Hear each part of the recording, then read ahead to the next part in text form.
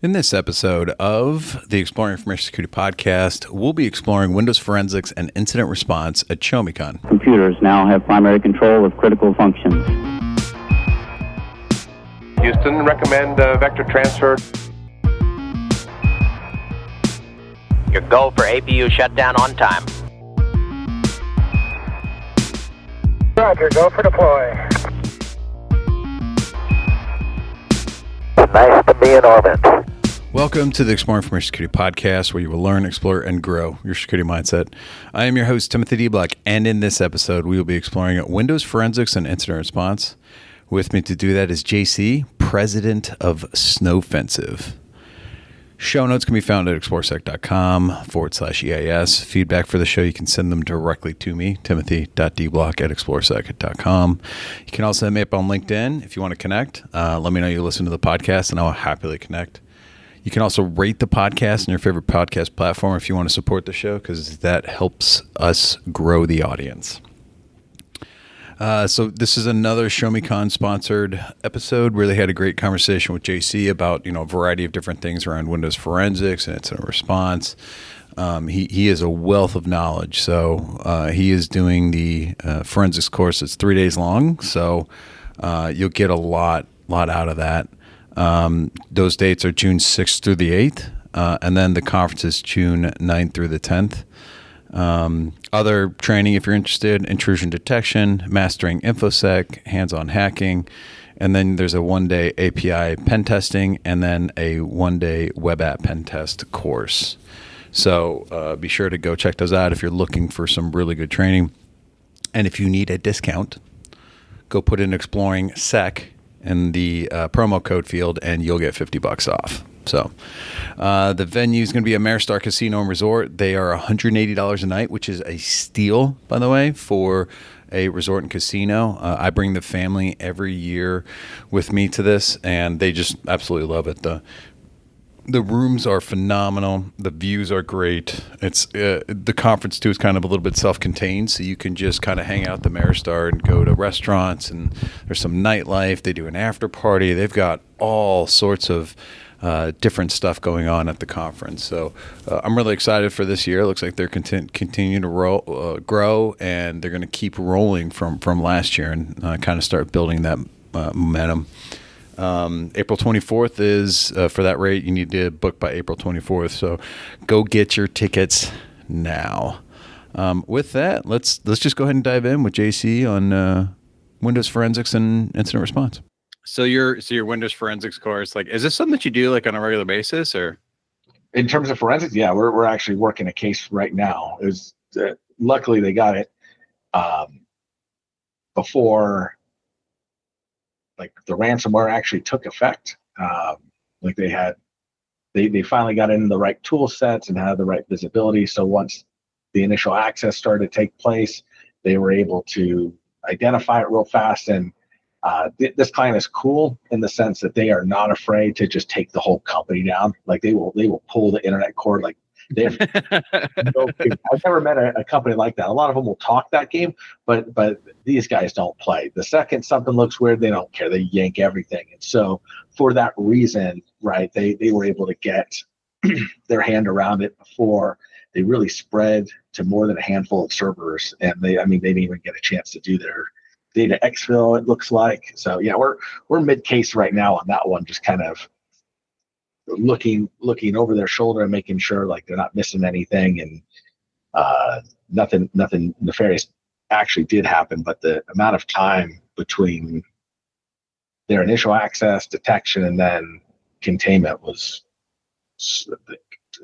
2 days, I think. Yeah, no, that's awesome. Yeah, I worked at a startup for several months where I did the kind of that same thing, where it's you're right. They're they talk a big game, and then you're well, we need your computer too. And they're wait, you need my computer? It's yeah, we need everything. Shut it all down. Yeah, no. How long is this going to last? It could last up to 2 weeks. It depends on, if we can get these guys, figure out where these guys are at, and, tell you what's clean and what's not. So yeah, that's good if they can do that and actually pull that. And that's the best way to do it. It's just rip the Band-Aid off, right? And of course, it played into their hand really well. So yeah, at least all the forensics that we're seeing right now is they didn't really get far. which is fun because we always think like from an attacker perspective, like the second they get in, everything's automated, everything's out. There's still skill. Like got to get in, get a lay of the land. They got work to do, right? So. Do you feel like they're getting quicker, or they're trying to get quicker or do you feel like companies are at a point where they're finding this stuff sooner, so the attackers have to be quicker? Yes and no, right? Like, I mean, if you want to have some fun, let's look at some numbers here. One of the things that we do, so from a company perspective, I want to say we're split about 50-50 between offense and services, like your pen tests, your phishing, your red teams, things like that. And then the other 50 in terms of your forensics, right? So with the forensics piece, there's kind of two roles that one takes on, right? There's the litigation or legal side where you're mounting evidence for a case, you're doing the analysis for that, and then there's the incident response. There's an actual breach going on. You're trying to get as much information, and it's more of an arm, at least initially, as an arm of intelligence to help you guide your response activities. What do we need to look at? Where do we need to go? What do we need to take offline? What's compromised? So we do that 50-50 split, and then within your incident response side, that's where it gets a little interesting. So when you look at ransomware, I mean, ransomware's alive and well, right? It's the 21st, and Ransom Hub, Clop, Cloak, right? Space Bears. So we watch like all of these ransom actors. Kill Security.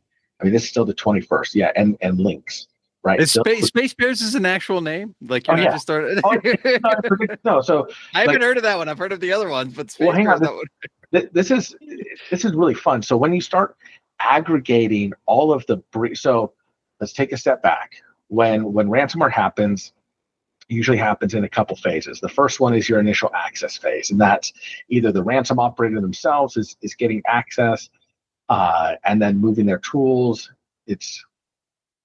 We're very much alive and well in the double extortion game, where it's not just about encrypting, but it's also about taking. It's almost to the point now.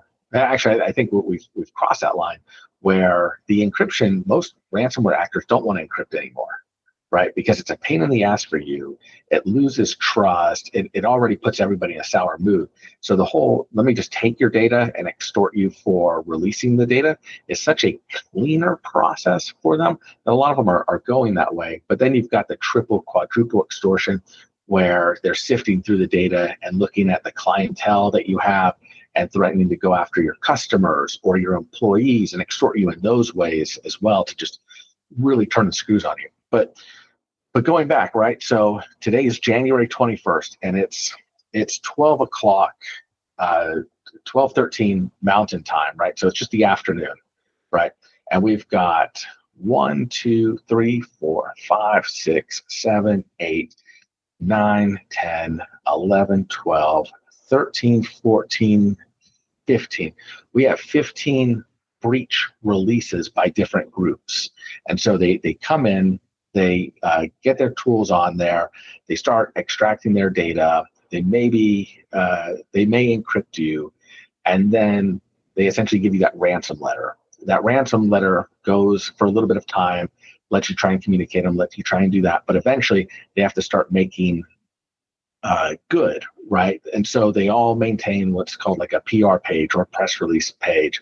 So on that page is like, hey, I mean, here's a bank, for instance. So there's this bank, and they get ransomed, and they the ransom group posts and says, hey, we've got this bank's information. If they don't pay within X days, we'll release the data, right? So, and I forget the number I just gave you because I just counted it all out, but I think it was like 16. 15, 16. I mean, it's noon, and that's how many different press releases have occurred today for just different companies. So 15 individual companies just today have had their name dropped on, and so we've got a handful from Ransom Hub, Clop, Cloak, Space Bears. Yeah, some of the names are fun. Kill Security, and that's so when you sit there, yeah, ransomware's alive and dead. And I could go back to the 20th, and I'm already seeing like 5, 6, 7, 8, 9, 10, 11, 12, 13. So there's 13 just yesterday, right? So we had a presidential inauguration, we had MLK Day, and then for 13 other companies, they had a real shit day of having their stuff. So ransomware's alive and well.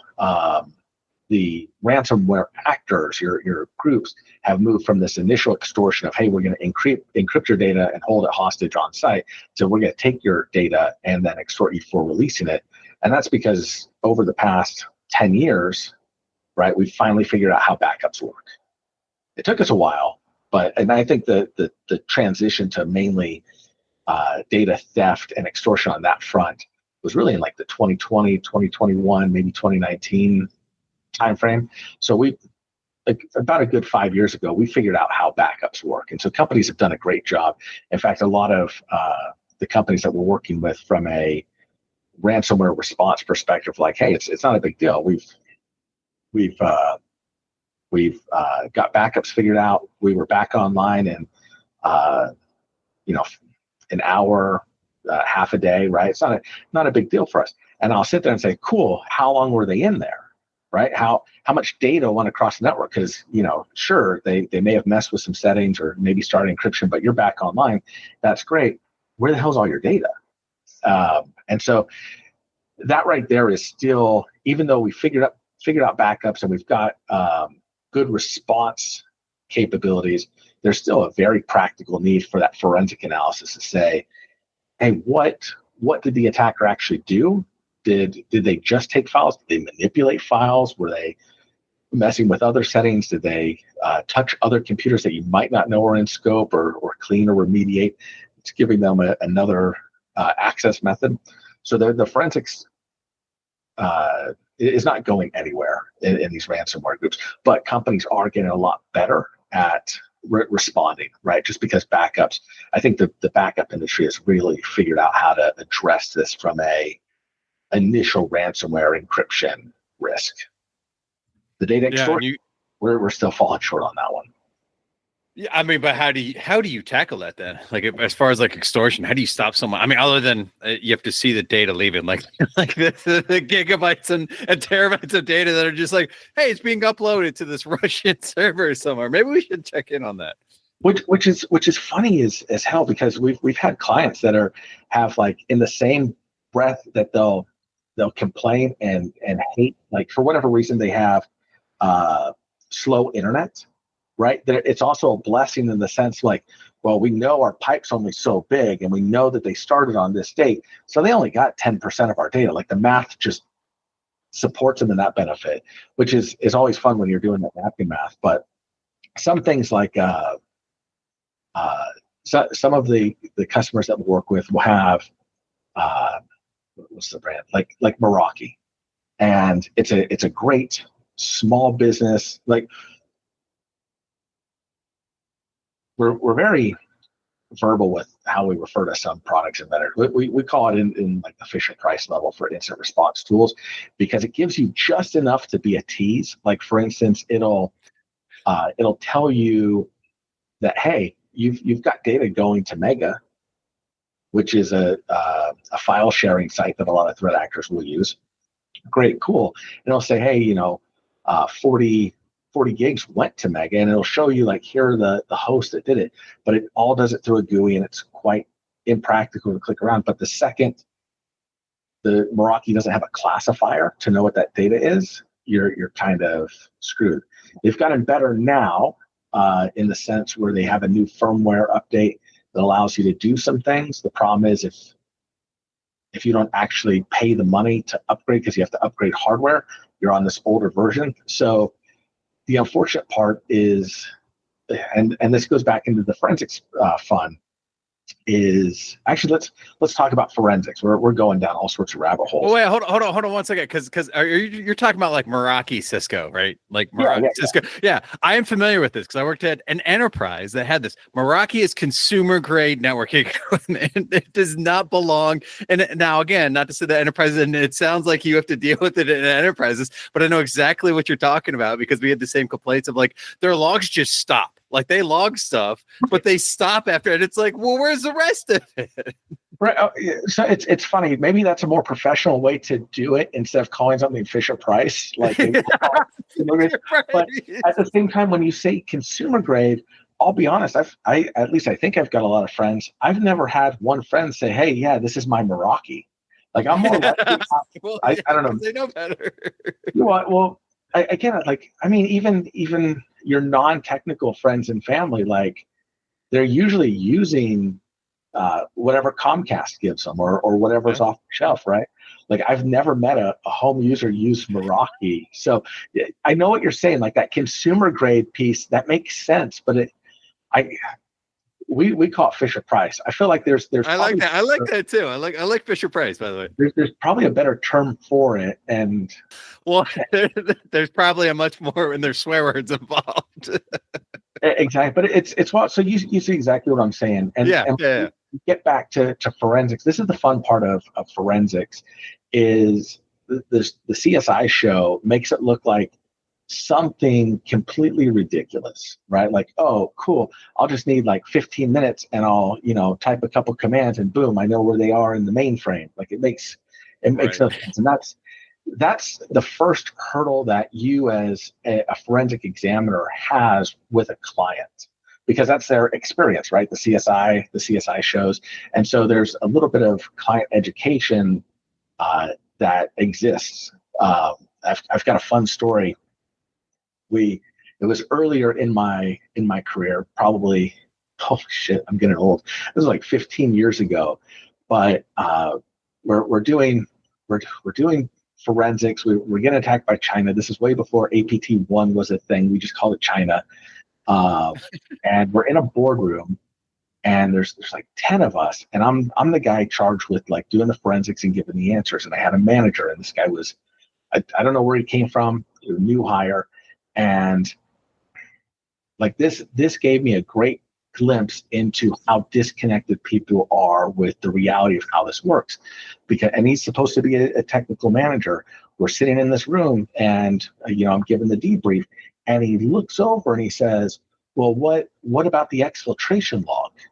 What did you find in the exfiltration log? And I know shit had this like out of body experience of like, who is it? What the fuck's an exfiltration? Oh my God, can I swear on this? Yeah, if you want, I'll just mark it. Like, what? Okay, yeah, bleep that out. But what is an exfiltration log? Where do you find the exfiltration log? What the hell is this? Like, how nice would it be if there's an exfiltration log? What would you need me for? Oh yeah, no, just look at it. That just goes to show like just how disconnect. Like this man honestly believed that there's an exfiltration log. And it's one of the stories that like sticks with me to this day is the consumer of what you're building, this forensic analysis, doesn't always understand how it works. So from a consulting perspective, one of the first things we do, especially with a new customer that doesn't know us, is we try and just set expectations.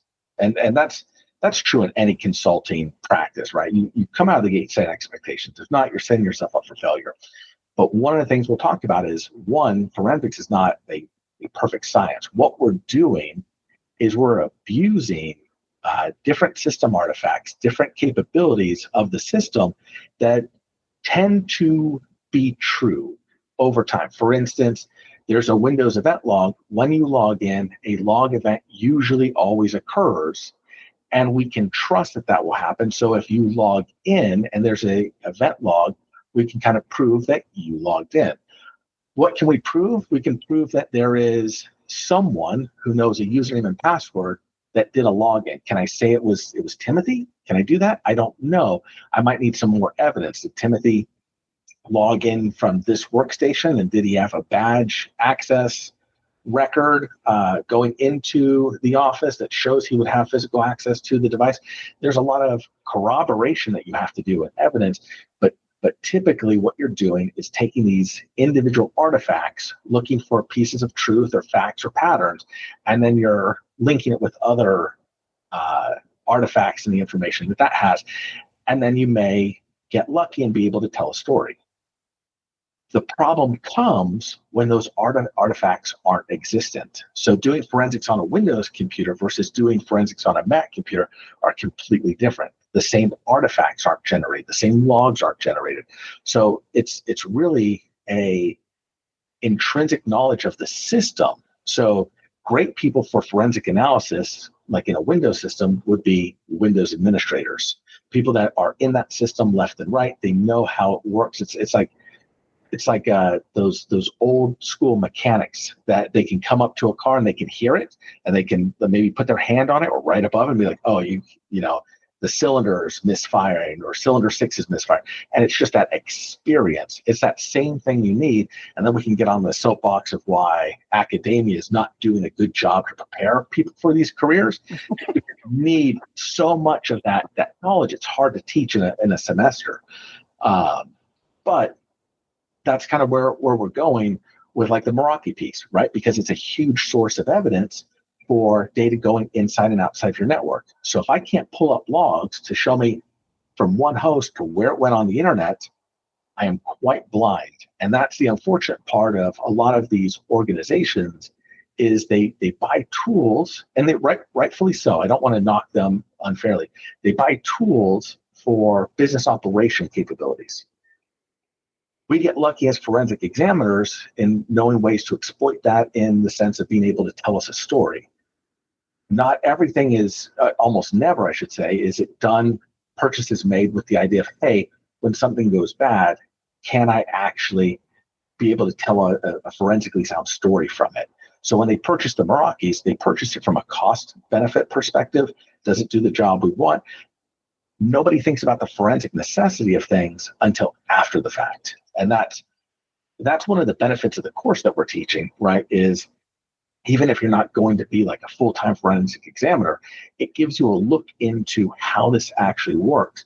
And then from backing up from a Windows administrator perspective, you now have a better understanding of, hey, what other logs would actually be super beneficial for me should something happen? What other capabilities can I put on my builds should something happen would be able to tell me a better story? Yeah, I've always seen it because I've done a little bit of it. Like I said, I worked at a startup. I was in the SOC at one point. I've been involved in incident response engagements, even though it was my role at work, just because it's like all hands on deck. And I've always seen it. And I read, do you know Chris Sanders at all? No, the name doesn't sound familiar. He's out in Kentucky, but he's written a book on this topic. And the last chapter or the last section of his book really opened my eyes to like, this is detective work, right? You're sometimes you walk up to a crime scene and evidence has been tampered with or evidence just isn't there. And I've always associated that with forensics, right? It's just because you're, like you said, you're trying to put a story together. Where did these guys go? What did they actually touch? And tie it to a person. And that can be very difficult, especially in an environment where they're using other people's credentials to log in. Now we got to identify that the IP that was used. Is this a normal, it's a whole thing, and then trying to piece it back together. And sometimes you just don't get all the information. You can get an idea, but it's not going to necessarily be clear cut on what actually happened. And that's the fun part. Again, the training has different benefits for different people. But one, especially from like a tabletop experience that we'll do, where we want to get more board members in, your legal team, your HR teams, and we want to experience like what, at least at a high level from a tabletop, what is it like to go through an incident? That's one of the biggest eye openers for legal teams that have never been able to touch it, is because they're very much in the mindset of, hey, the exfiltration log. And so being able to take a technical team in and say, hey, here's the situation, the legal team members will always come back, hey, we need to know this, this, and this. And then from a tabletop, you do them a disservice if you give them this, this, and this. The reality of the situation, like you said, is here's this, we kind of know this, and we're definitely not going to know that. Now you decide, where do you want to go, legal team?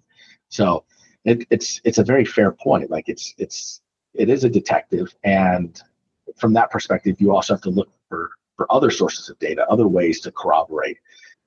Sometimes law enforcement can come in handy, and maybe they're the ones that tell you something's going on, or maybe they have some other insight because of their greater lens of things. But yeah, that detective story is probably one of the reasons why this is fun. This is a fun field to be in. Yeah. I completely see it.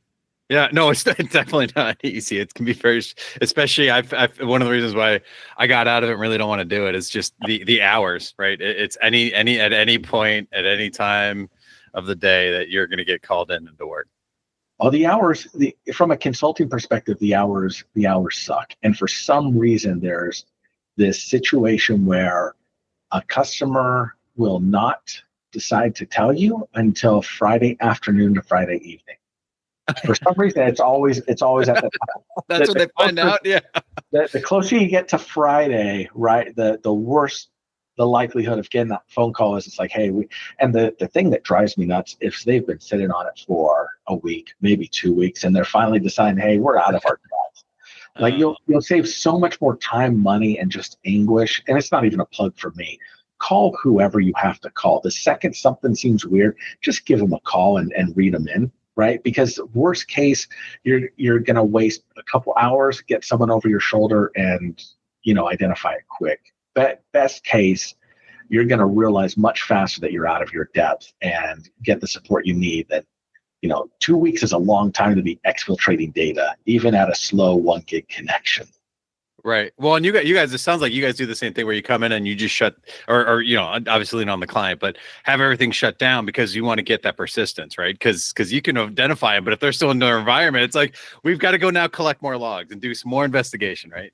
So that's okay. So, and this is where it gets fun, because there's a big difference, and a lot of people don't know this, or they just mistakenly think they're the same thing. Incident response and forensics are two different worlds. They mesh nicely in a narrative, but there is very much a delineation of responsibility. So from that incident response side, that is a question. Are you going to shut stuff down? What are you going to shut stuff down with? There's no way in hell I'm coming into an organization saying, shut everything down, because I don't know what that's going to do to your business. I don't know what that's going to do to your bottom line. Is it going to put the ship literally upside down, and so all of this is for naught because you all are going to go under?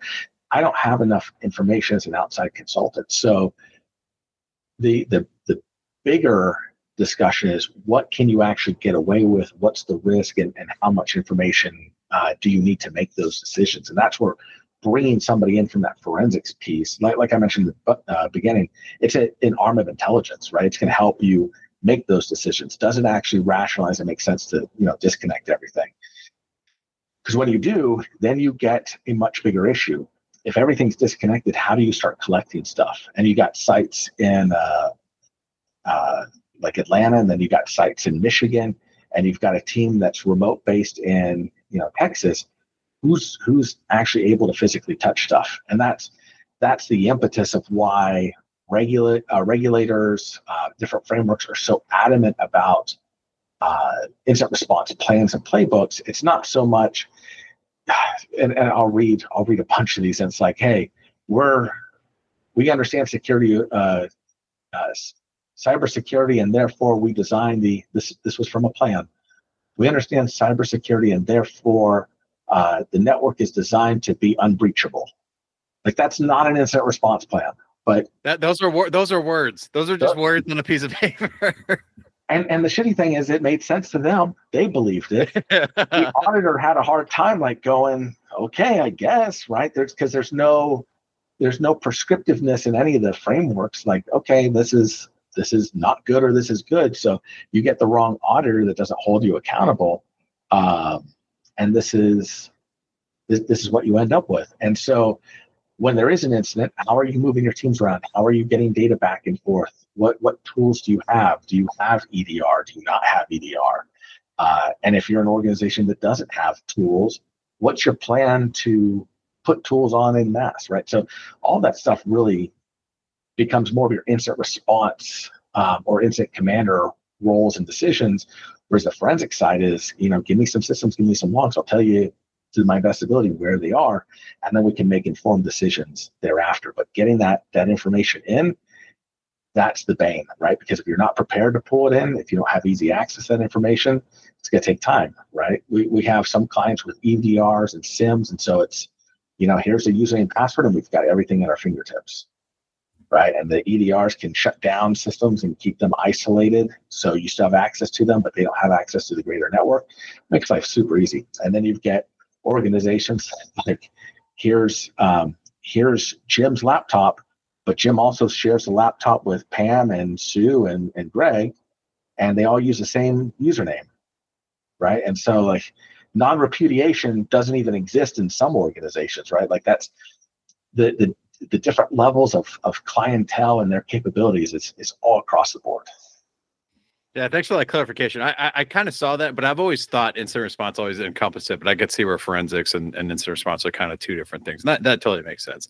But I also think like to your point, the plan too, it's like you didn't even mention legal communications, it's like, so it's this big, massive thing, even outside of the technical stuff. So, and you talked about, doing the tabletop. So I think that's definitely, do you feel like organizations are getting better at incident response plans? This is an audio only podcast, but you could I like if you could see my face, it's such a nuanced response, right? So the question is, are they getting better? The problem is the lens. Okay, here's I'm going to say this in twofold.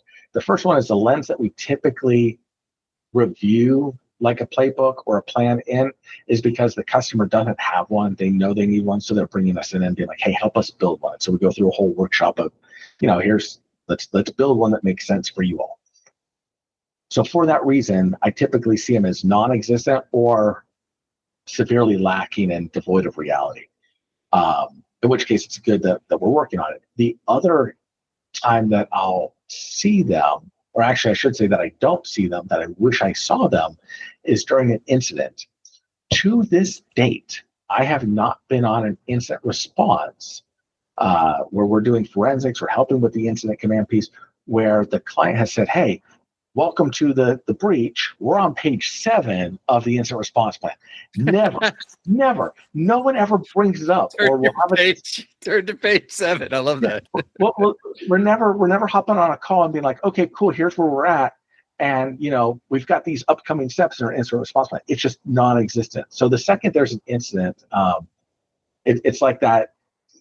It's wall decoration, right? We've got this plan. It suffices the auditors, but when something actually happens, it's figured out organically. But I feel like it's hard in an incident response scenario to be like, all right, let's start with page 1. All right, versus like, all right, go do this, that. And I think it's more like should be more like a reference guide. Like, did we actually cover this? And it should, because I don't know, I'm just finding it hard to believe to be like in a moment, be like, okay, what does page 6 say?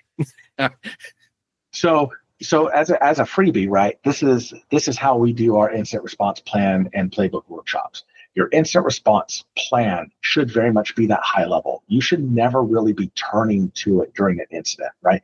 It should be talking about who's in charge of what your roles and responsibilities are, maybe some SLAs if you want to get silly with it, how you're going to communicate, all the high level infrastructure of how you're going to do things. That's it. Your playbooks are going to be your prescriptive, hey, we have a phishing incident. Here's step 1, here's step 2, here's step 3. And it's designed only in the scope of phishing. The second something else happens, it's time to bring in the other playbook and run them simultaneously. Gotcha. Yeah, no, that makes sense. And I like that a lot better. What for this class, like what skills are you expecting people to have, or what should they have, or can anyone just walk into this course and get something out of it? So that's always the hard part, right? Is what can people come in with? What do they need? We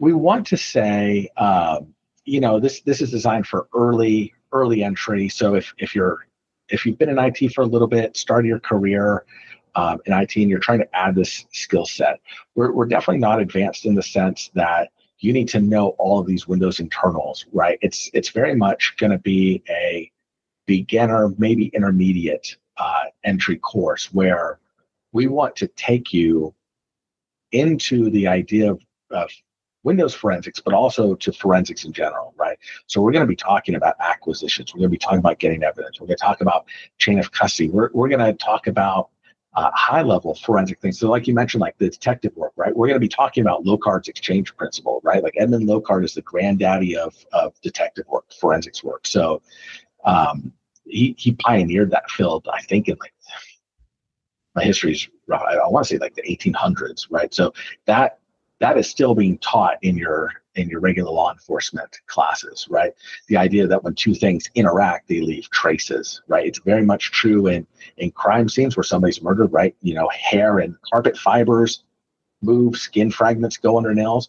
That exists in IT, right? You connect to my server, right? There's logs. The ISP sees stuff, the firewall sees stuff, the host sees it, and there's logs of this contact. So we talk at a very high level of the forensics methodology and mindset, right? We address things like apophenia, where you see patterns and stuff that doesn't have patterns, and that's a human cognitive issue, right? And to watch out for that bias, because we'll see that in early forensic examiners, right? They've seen one case, and so now every case looks like that first case that they did, right? And it's like, no, step back, right? Let's gather the evidence and let the evidence tell the story, not try and coerce the evidence into your story. Yeah, that seems pretty huge. I would also imagine like being able to know how to look for stuff, right? I always felt like I was learning something new in the logs that I didn't know before when I was getting in there, right? Like, what does this log actually mean? And right there is, I mean, that's some of the fun too, is what we'll be taking you through in this course is we've got kind of a lab environment where the way we do our courses, we typically, teach a skill and let you exercise the skill. So we'll teach you some stuff.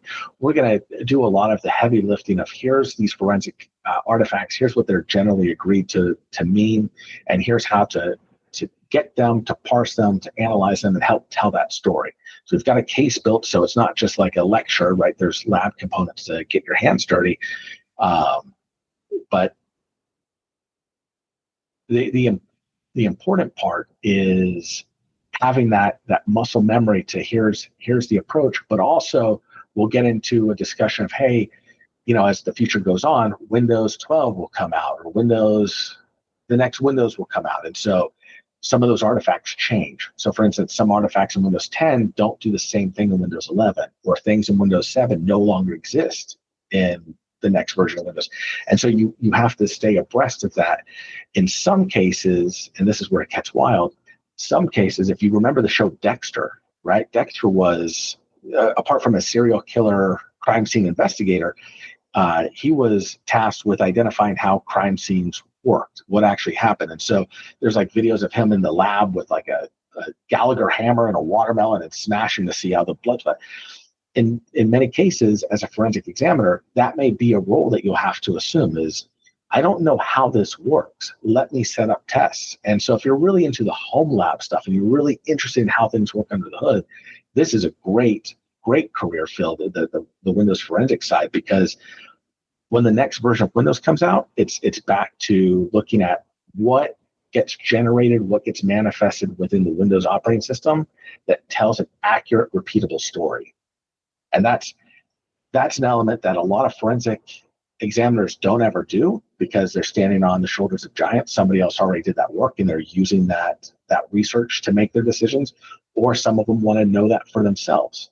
I mean, a great example is if you're on a Windows 10 computer, right, and you copy and paste a file from your desktop to your thumb drive, and now you have timestamps on that thumb drive. What timestamps do you have?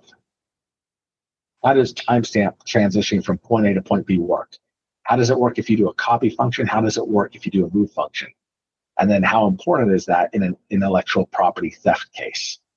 So that's where we start to get under the hood in this. So while it is entry level and intermediate, we do get pretty deep into the artifacts and how they work. Yeah. I like you said, the things changing constantly. I imagine just about anybody could get something out of this, right? It most definitely, and that's kind of the fun part is if you're, from a legal side, if you're just general counsel, or you're a lawyer who's got a need to be more proficient with how Windows forensics works because you're representing customers that may have breach. This is really beneficial. So you're not sitting in the room saying, "Hey, what's in the exfiltration log?" Right? You're not making. You have that understanding of how this actually works. And there's a night and day difference in just legal teams that we work with that have no experience with this and that live and breathe it. Right? And it's the ones that live and breathe it. It's an absolute dream to work with them because they get it. They know what they're asking for. They know how to ask. And it's just like in any field, right? The more you know about something that you're working with, the better versed you'll be in that career field. Yeah. So are you getting people from like legal teams and executives and people, non-technical people coming to this course? I assume so. I don't know what the training roster looks like, right? That's all being handled through ShowMeCon. So I don't know. I would say, yeah, it's going to be beneficial. If you're a lawyer who's tech savvy and you want to get into this, then this is going to give you a lot more benefit in your future cases where you are working with digital evidence, right, or representing cybercrime to be able to understand what you should be expecting, what you should be trusting your consultants with, and that's where it gets fun from a secondary discipline perspective, where you're a lawyer and now you've got some cybersecurity knowledge. Same thing with a network administrator, right? Windows might not be your thing, but this gives you an idea of the other counterparts of your heavy network. This is what's happening on the host. Here's the information that you can use to help understand where there might be some type of, I don't want to say discrepancy, but lack of information on the Windows host that you can supplement from a network side. Yeah, I mean, it really, to me, this people talk about critical thinking. I feel like this would be a good course for like critical thinking, right? And it's even going back to, you talked about being, 15 years ago.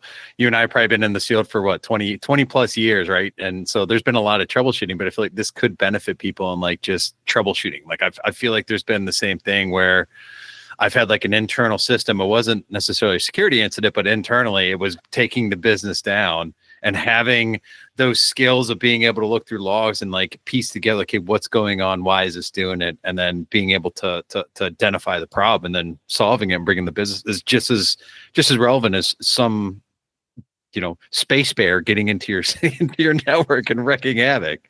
The space bears. Yeah. Well, it's funny you say that because I'd say it's probably about 5. I don't want to say 10%. About 5% of cases that we get is actually just IT operation kerfuffle, right? Where they make really, yeah, they have something broken, they don't know how to fix it. Well, no, not just that, but it creates such an outage that from an optics perspective, it looks like an incident, right? They're concerned, right? This looks malicious in and of itself, and so we get brought in, and the more we pull back and look at evidence, like, hey, were you guys updating this, maybe a day before? Well, yeah. What's that have to do with anything? Well, that's your issue. Like but that's always for me the first step I go to. Okay, what's been updated that started causing this problem? For some reason, change management is still. I'm telling you, we got backups figured out. Change management is still a problem. Still a trick, right? Yeah. That was always just a thing to reel in the developers, so we actually knew what they were changing. Yeah, well, we don't hold ourselves accountable. Yeah, we don't hold ourselves accountable to that. No, I'm just going to go make this change. It's not going to hurt anything. Or I'm just going to go update this thing. Yeah, CrowdStrike. Let's talk. Although I think people figured out that one pretty quick, so they didn't need you for that one. No. And that's the beauty of being able to look across the aisle left and right and say, oh, look, everybody else is down. Maybe it's not me. But I'll tell you what, that first 15 minutes for everyone was very much like, oh, this is a me problem. Uh-oh.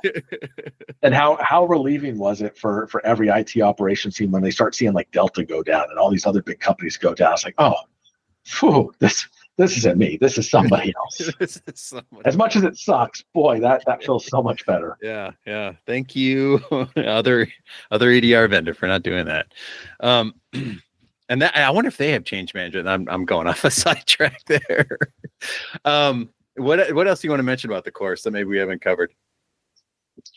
So I think one of the fun things that we'll talk about that I do. So when you back up, if you look at us, Snowfensive as a company, we don't have any sales teams. that's interesting. We work through partner organizations, so different MSPs, different MSSPs, different IT security providers, law firms. For that reason, we get to work with different teams, and we typically almost always play nicely with them. So, for instance, some teams will have incident response, Windows forensic people on their team, and they need assistance for whatever reason, skill set issue, or maybe just a bandwidth issue, and so they bring us in. One of the interesting things is always getting to work with other teams, and something that we noticed that a lot of teams suffer from. It's something we try and educate too and try and help out, is they do not use what we call report as you go methodology. If you're in the kitchen, right, a lot of chefs will call it clean as you go, right? It's just as important, you report as you go. One of the things that's very fun about this field is how fast paced it gets, right? It's especially in the incident response side where you're doing forensics to inform incident response. It's very much give me answer, move on to the next thing. The problem with that is when you're working at that speed, all the stuff that you've done, all the information doesn't really go anywhere. It's split between your notepad, your OneNote, Slack chats, team chat, everything's everywhere. So one of the things we start with in the very beginning is the reporting piece.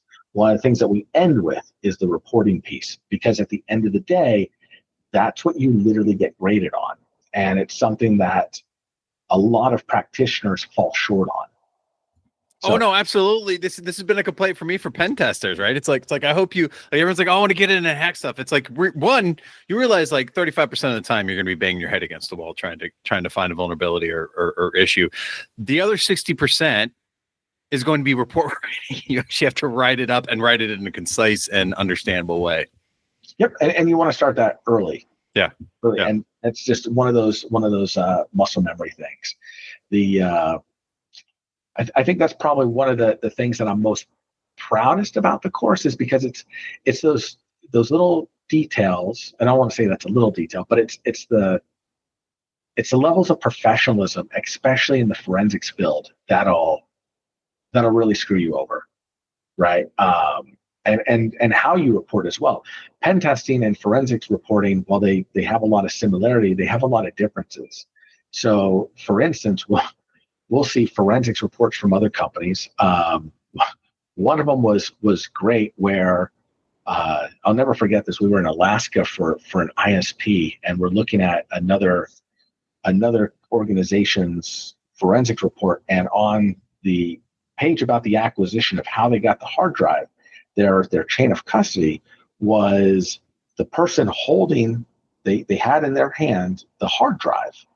And it was held so you could kind of see the serial number and also their smartwatch. And they had their phone taking a picture of it to show, hey, I've got this in my hand. Here's the serial number, but you can also see the time and date on my smartwatch. And that's how they reported it, right? That's great. It's wild to me. Like, why did you do it that way? There's better ways to do things. It's just, there's a lot of weird nuance in how other organizations do things. But the question is, when it comes down to reporting, especially if a case is going to go to trial, why did you do it that way? Where's your policy and procedures of that's how you do your acquisition document, your chain of custody? And in reality, they had another on the next page, another acquisition, another hard drive that was just a table. So they did it one way for another or they did it one way for one hard drive, and then they did it a completely different way on the next page. So why is that not standardized? And then if we get into the litigation side, if I was on the opposing side, my question would be, can you show me your process for how you do acquisitions, how you document your acquisitions? And I'd be trying to hem them up on the idea that they're essentially making mistakes, right? Because I've got two very diverse methods happening here, which in my heart of hearts tells me they're flying by the seat of their pants, right? And so I'm looking for evidence to try and hem them up. That's where the Windows forensic, or I should just say forensic reporting, gets tricky, is you never want to, and we'll talk about this in the course, you never want to put your opinion in there. It is fact. Yes, fact only. Facts. And so how you represent those facts and how you tell those facts have to be done in a standardized way. It's very important because, especially if your case is going to litigation or you're doing some type of internal investigation, you want your legal team and your lawyers to be making those opinions and arguments based on your facts. You never want to have your opinions be called into question because they're sitting in the report. So probably those are the fun things that, while the Windows forensic stuff is fun, fast-paced, and exciting, and we're trying to figure out what happened and get to the root of the story, it's those little gotchas in the reporting, the not reporting, or how you report that's actually going to hem you up and make life absolutely horrible. Gotcha. What would you like to plug? The course. I mean, if you're at, That's the course. You've mentioned the company once, right? I mean, that's fun, right? We're Snowfensive. Like I mentioned, we do kind of half and half of offensive cybersecurity services and your incident response forensics pieces.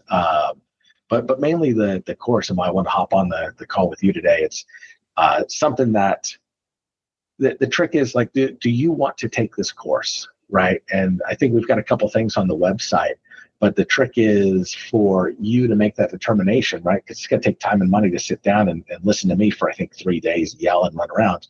Is what you're trying to get out of it. And what I want to make sure is,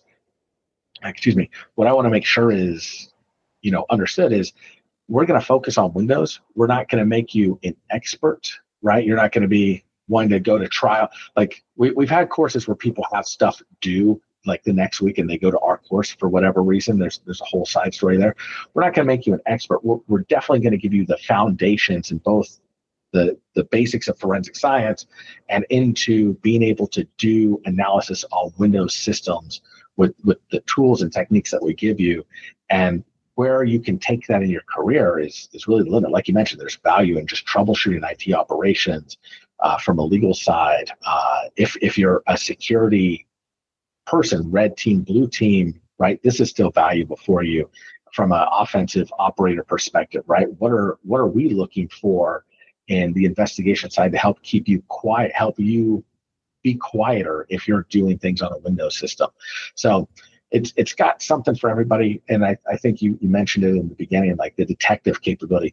Even if you're, not going to be hands-on with this and it's not part of it, just that forensic methodology, that mindset, that approach methodology that we'll have, there's a lot of fun and value into that as well. Awesome. Well, JC, it was fun catching up. I'm looking forward to meeting you again, or seeing you again at ShowMeCon. And thanks for joining. Yeah, I appreciate it. Looking forward to seeing everybody there.